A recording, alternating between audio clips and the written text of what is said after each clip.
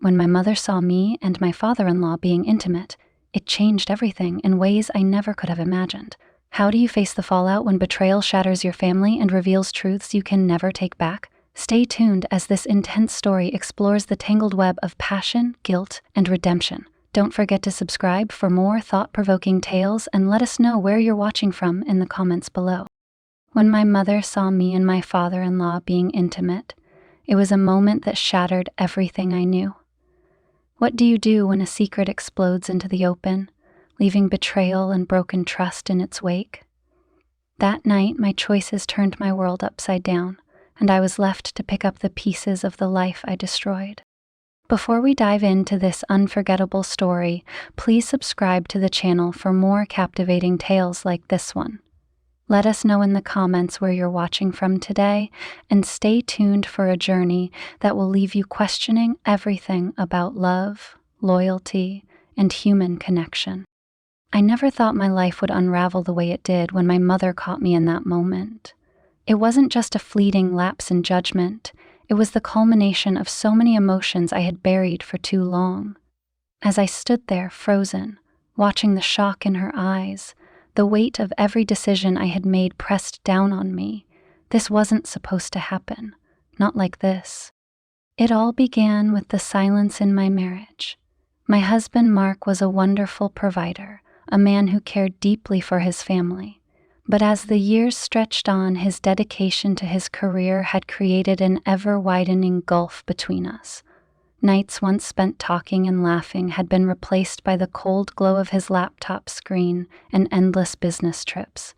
I often told myself that this was just a phase, a temporary lull in the vibrant relationship we used to share. But the truth was far more painful.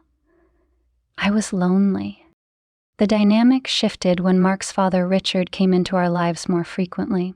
Richard had always been charismatic, with a sharp wit and a commanding presence that could fill any room. Where Mark was reserved and focused, Richard was lively and spontaneous, a man who seemed to live with no regrets. He had moved back into the family home to care for my mother-in-law before her passing, and had stayed on afterward, becoming a fixture in our lives. I had always admired him from a distance, but it wasn't until he moved in that I began to notice the subtle way he filled the gaps Mark had left behind. The first time I realized Richard was different was during one of our many family dinners. It was just the two of us at the table. Mark was away again on business. The conversation was light at first, drifting from memories of Mark's childhood to shared stories about life's ironies. But then Richard looked at me, really looked at me, with an intensity that sent a shiver down my spine. His words lingered in the air. "You know, Emily, I don't think anyone gives you enough credit for holding this family together." I laughed nervously, brushing off the compliment, but something in his tone stayed with me long after the dishes were washed and the lights turned off. The weeks passed, and Richard's presence grew more comforting than I cared to admit. He was attentive in ways Mark hadn't been for years, noticing when I seemed off or when the weight of responsibilities bore down on me. One rainy afternoon, while my mother was visiting and recovering from a minor surgery, Richard and I found ourselves alone in the kitchen. I was wiping the counters when he approached, his hands grazing mine as he reached for a towel. It was innocent enough, but the spark I felt was undeniable. "Emily," he said softly, "you've been doing so much. You should really take a break." His voice was filled with concern, but his eyes betrayed something deeper, something that mirrored the turmoil I felt within myself. I forced a smile, retreating to the safety of the other side of the room, but my mind raced. Could he feel it too? Or was I just imagining this connection? When Mark announced yet another week-long business trip, I felt a mix of frustration and relief. He kissed me goodbye in the driveway, completely unaware of the storm brewing in my heart. My mother, who was staying with us to recuperate, noticed my unease. "You seem restless," she said one evening as we sat together in the living room. "Is everything all right with Mark?" I brushed her concerns aside, offering the same excuses I always did. Work is just keeping him busy. It's nothing we can't handle. But her piercing gaze told me she wasn't convinced. The house was unusually quiet the day Mark left. The air seemed thick with unspoken possibilities, the kind that left me both nervous and exhilarated. My mother was resting in the guest room, the sound of her soft breathing occasionally broken by the creak of the floorboards as Richard moved through the house. I busied myself with chores, trying to ignore the fluttering in my stomach every time I thought about him. By mid-afternoon, I found myself in the kitchen preparing a pot of tea. The sound of rain pattering against the windows was soothing, but my hands were trembling. I was startled when Richard appeared in the doorway, his tall frame leaning casually against the frame. He looked at me with a small, knowing smile. "Tea for two?" he asked, his deep voice sending a shiver down my spine. "Tea for three," I corrected, trying to sound breezy. "Mom'll probably want some when she wakes up." He stepped closer, his presence filling the room. "You're always thinking of everyone else, Emily. When was the last time someone thought about you?" The question caught me off guard. I opened my mouth to respond, but no words came out. He was right, though I would never admit it out loud. Richard took the kettle from my hands and set it down, his fingers brushing against mine for a moment too long. "Let me take care of this," he said, his voice softer now. "You sit." I hesitated but obeyed, settling into one of the chairs at the table. Watching him move around the kitchen, I couldn't help but notice how effortlessly he seemed to belong. He had the same self-assured air as Mark, but there was something else, an ease, a warmth that drew me in. When he placed the steaming mug in front of me, I felt a lump form in my throat. "Thank you," I murmured, avoiding his eyes. He sat across from me, his gaze steady. "You don't have to thank me. You do so much, Emily. It's time someone reminded you how special you are." The words hung between us, heavy with meaning. My heart raced, and I found myself gripping the edge of the table to steady myself. This was dangerous territory, but I didn't want to leave it. Not yet. The following days blurred together in a mix of routine and quiet tension. My mother's recovery was slow, and she spent most of her time in the guest room, leaving Richard and me to manage the house. We danced around each other, careful not to let our stolen glances linger too long, but the unspoken connection grew stronger with every passing moment. One evening, after my mother had gone to bed early, I found myself sitting on the couch, flipping aimlessly through the pages of a magazine. Richard entered the room, carrying 2 glasses of wine. "I thought you could use this," he said, handing me a glass. I hesitated for a moment, then took it. "Thanks." He sat down beside me, closer than necessary. The faint scent of his cologne wrapped around me, intoxicating and impossible to ignore. We sat in silence for a while, the only sound coming from the soft hum of the television in the background. I sipped my wine, willing my racing thoughts to calm, but when he spoke, his voice was low and deliberate. "Emily, I need to ask you something." I turned to him, my heart pounding. "What is it? Are you happy?" The question was simple, but the weight of it was staggering. I stared at him, unsure how to respond. Was I happy? The answer was complicated. I had a good life on paper, a loving husband, a comfortable home. But the ache of loneliness and unfulfilled desires had become impossible to ignore. Richard's gaze was unrelenting, as though he could see right through me. I don't know," I admitted, my voice barely above a whisper. He nodded slowly, as if he had expected my answer. "You deserve to be happy, Emily. You deserve to feel alive." His words unlocked something in me, a deep well of emotion I had been suppressing for far too long. Before I could stop myself, I reached for his hand. The touch was electric, a jolt of warmth that spread through my entire body. He didn't pull away. Instead, he laced his fingers with mine, his grip firm and reassuring. That night, I couldn't sleep. I lay in bed, staring at the ceiling, replaying the moment over and over again. My hand in his, the unspoken promises in his eyes, the way my heart had felt full for the first time in years. I knew it was wrong, but the pull toward him was undeniable. The next morning, I tried to keep my distance, but it was impossible. Every interaction felt charged, every glance filled with unspoken desire. By the time the sun dipped below the horizon, I could no longer deny the inevitable. It happened in the kitchen. I was washing dishes when he came up behind me, his hand grazing my arm. I froze, my breath catching in my throat. "Emily," he said, his voice a low whisper. I turned to face him, my heart hammering in my chest. For a moment we just stood there, staring at each other, the tension between us crackling like a live wire. And then, as if pulled by an invisible force, he leaned in. His lips brushed mine, tentative at first, then more insistent. My body responded before my mind could catch up, my hands tangling in his hair as I kissed him back. It was everything I had been craving: passion, connection, a sense of being seen. But as the kiss deepened, so did the weight of what we were doing. I pulled away, breathless and trembling. "We can't," I whispered, though my voice lacked conviction. "I know," he said, his forehead resting against mine, "but I can't stop thinking about you, Emily. I don't want to." Neither did I. The kiss changed everything. It was as though a dam had broken, releasing a flood of emotions I had spent years suppressing.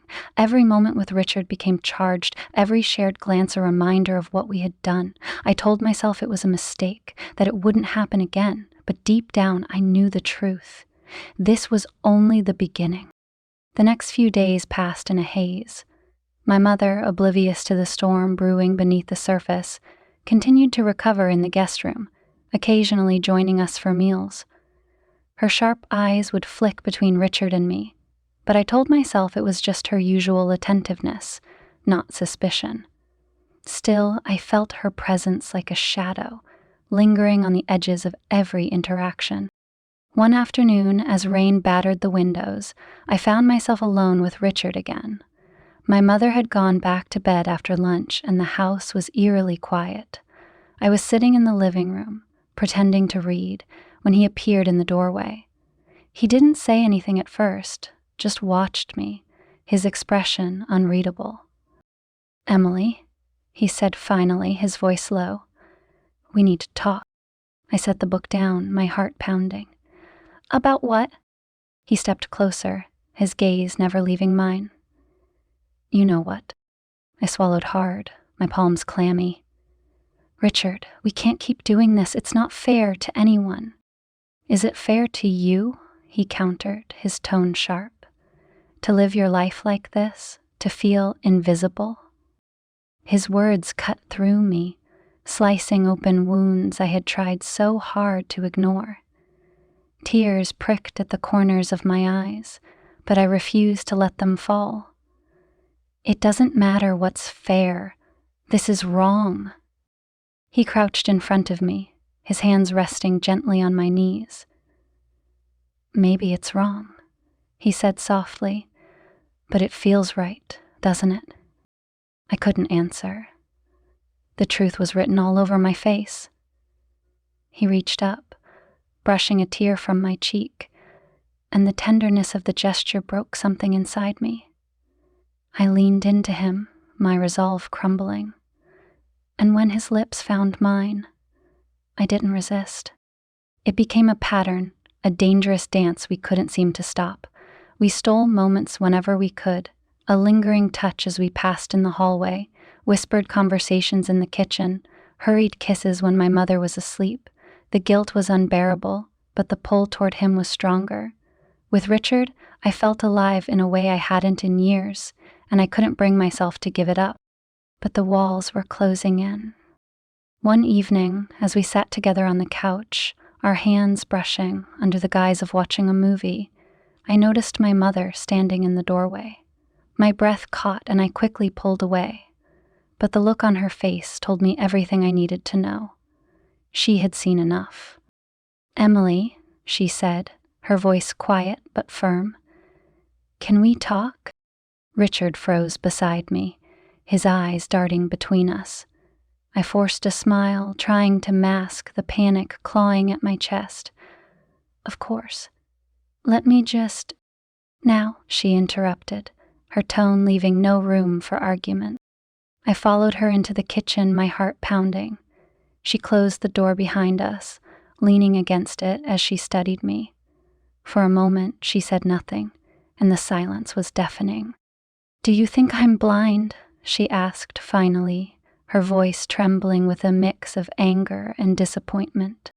I opened my mouth to respond, but no words came. The weight of her gaze was suffocating, and I felt like a child caught with her hand in the cookie jar. "Emily," she continued, her tone softening slightly, "I know things between you and Mark haven't been easy, but this isn't the answer." Tears welled in my eyes, and I shook my head, unable to meet her gaze. "I didn't mean for it to happen," I whispered. "It just did." She sighed, the lines on her face deepening as she rubbed her temples. "Do you love him?" The question hung in the air, heavy and unanswerable. Did I love Richard? Or was it the idea of him, the way he made me feel seen, wanted?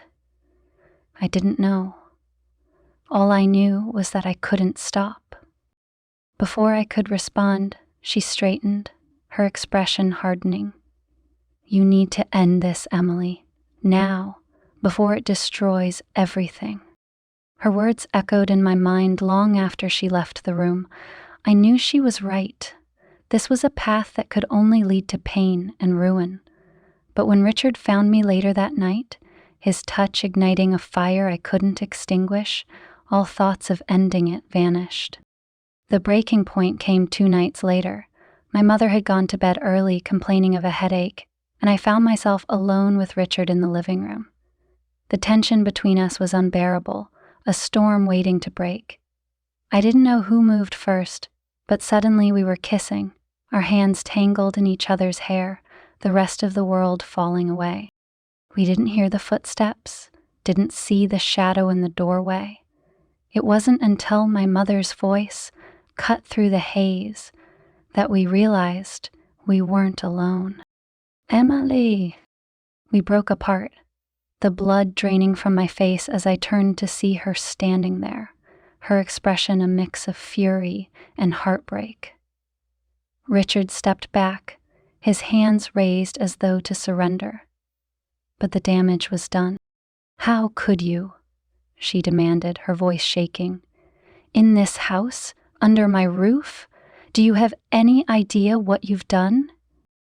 I tried to speak, to explain, but the words wouldn't come.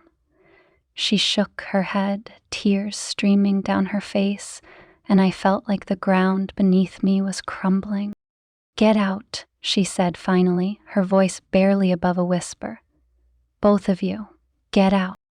The room spun as I stumbled toward the door, Richard following close behind. My mother's sobs echoed in my ears, each one a dagger to my heart. I had destroyed everything: my marriage, my family, my mother's trust. And for what? A fleeting moment of passion? As the door slammed shut behind us, the reality of what I had done hit me like a freight train. There was no going back now. The life I had known was gone, shattered beyond repair. The car ride was silent, the tension between Richard and me palpable. He gripped the steering wheel tightly, his knuckles white, while I stared out the window, the world outside blurring into nothingness. My mother's voice echoed in my mind, each word a fresh wound. How had it come to this? How had I let myself unravel so completely? Richard finally broke the silence as we pulled into the driveway of his house. "Emily," he said, his voice low and heavy. "I'm sorry. I never meant for it to get this far." I turned to him, my chest tightening. "It doesn't matter what we meant, Richard. Look where we are now. My marriage, my relationship with my mother, it's all gone." He reached for my hand, but I pulled away, the weight of everything too much to bear. "I need time," I whispered. "I need to figure out what to do next." He nodded, his expression filled with regret, and I stepped out of the car, the cool night air stinging my skin. I didn't look back as I walked down the street toward the small motel on the corner. I couldn't go home, not yet, and I certainly couldn't stay with Richard. The motel was a temporary refuge, a place where I could disappear while I pieced my shattered life back together. The next morning, I woke to the harsh light streaming through the thin curtains. My head throbbed, and my heart felt like it was made of lead. I stared at the ceiling, the events of the previous night crashing over me like a tidal wave. I knew I couldn't stay hidden forever. Sooner or later, I would have to face the consequences of my actions. The first step was calling Mark. My hands trembled as I dialed his number, each ring sending a jolt of anxiety through my body. When he finally answered, his voice was distant, cautious. "Emily," he said. "What's going on? Mom called me last night. She was crying. She wouldn't tell me why." I took a deep breath, the words lodging in my throat. "Mark, I made a mistake. A terrible mistake." "What are you talking about?" he asked, his tone shifting to one of alarm. I closed my eyes, the tears spilling over. "It's your father. Richard and I can't even say it. I don't know how to tell you." There was silence on the other end of the line, and for a moment I thought he had hung up. Then his voice came through, cold and sharp. "Tell me you're lying." "I wish I could," I whispered. The line went dead, and I sat there, staring at the phone in my hand. I had expected anger, shouting, accusations, but his silence was worse. It was the sound of something breaking, something that could never be repaired. The fallout was swift and merciless. Mark returned home that evening, his face a mask of fury and pain. He refused to look at me, his words clipped and distant as he packed his things. He didn't ask for an explanation, didn't demand answers. He simply left, slamming the door behind him, and I knew I had lost him forever. My mother, too, was unrelenting. She refused to speak to me, her disappointment radiating from every glance. She stayed with a friend for a few days, leaving me alone in the house that now felt like a prison. I tried to reach out to her, to apologize, but my attempts were met with cold indifference. "You've broken this family," she said finally, her voice trembling. "I don't know if I can ever forgive you." Her words were like a dagger to my heart, but I couldn't blame her. I had betrayed her trust, her values, everything she held dear. And for what? A fleeting escape from the emptiness of my marriage? Richard called several times, but I couldn't bring myself to answer. I couldn't face him, not now. He left messages, his voice filled with regret and longing, but they only deepened my sense of shame. I had thought he was my salvation, but now he felt like a reminder of everything I had lost. Weeks turned into months, and I found myself sinking deeper into the wreckage of my choices. The house was empty, a hollow shell of the life I had once known. I spent my days wandering from room to room, reliving memories that now felt like ghosts. The sound of Mark's laughter, the warmth of my mother's hugs, they haunted me, a constant reminder of what I had thrown away. One evening, as I sat on the porch watching the sunset, my mother appeared at the gate. Her expression was unreadable, but there was a softness in her eyes that hadn't been there before. "May I sit?" she asked. I nodded, my throat too tight to speak. She settled into the chair beside me, the silence stretching between us.